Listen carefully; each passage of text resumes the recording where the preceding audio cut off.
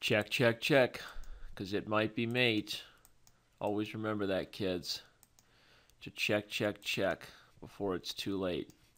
I was originally checking the microphone, but then I decided might as well just get started with this bullet brawl on this particular Thursday, because everybody loves it. We have a Yugoslav attack going on here right now.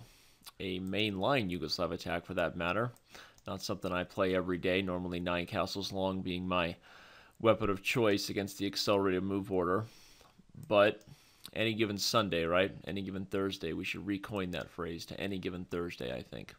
Might be a little more fun. Well, that's a tad bit of a surprise, an exchange sacrifice for my opponent.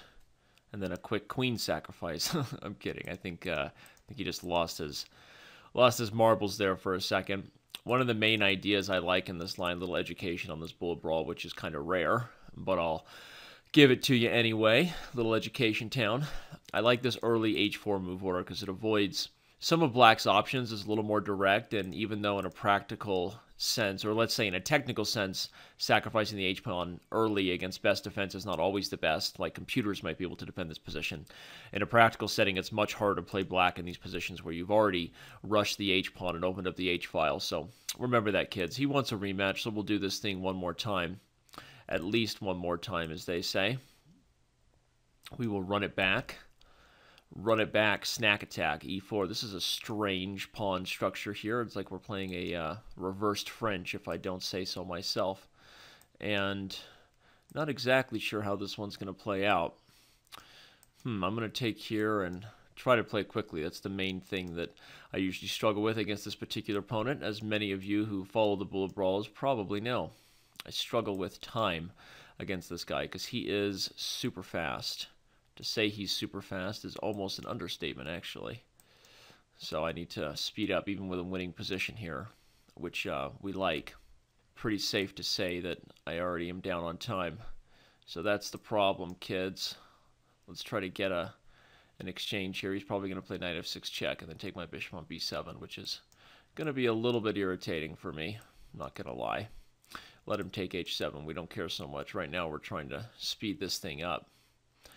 Speed this thing up, really. He's going to give me that. I will take it with gusto. Now I will offer the queen trade and leave his bishop to have to move off with tempo. Well, that's a little strange. How can I make some magic happen here? Uh-oh. This is what happens.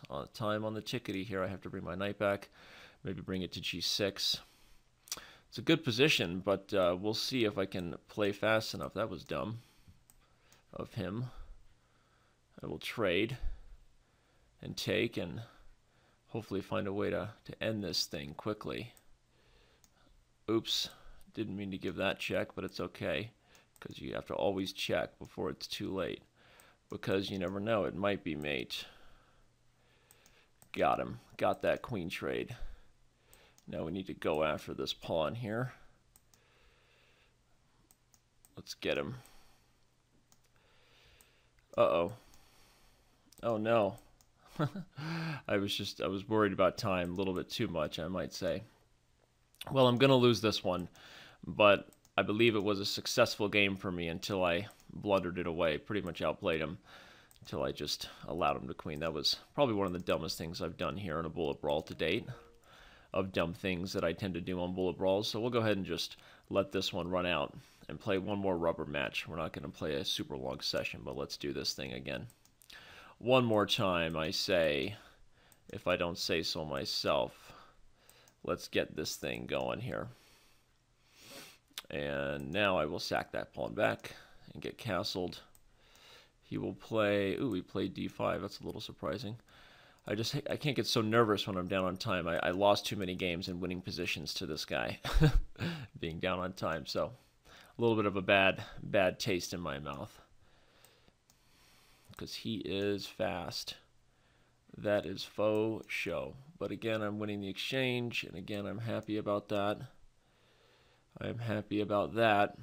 And he wants, what does he want here? He wants a piece or the whole thing. I don't know what he's doing here.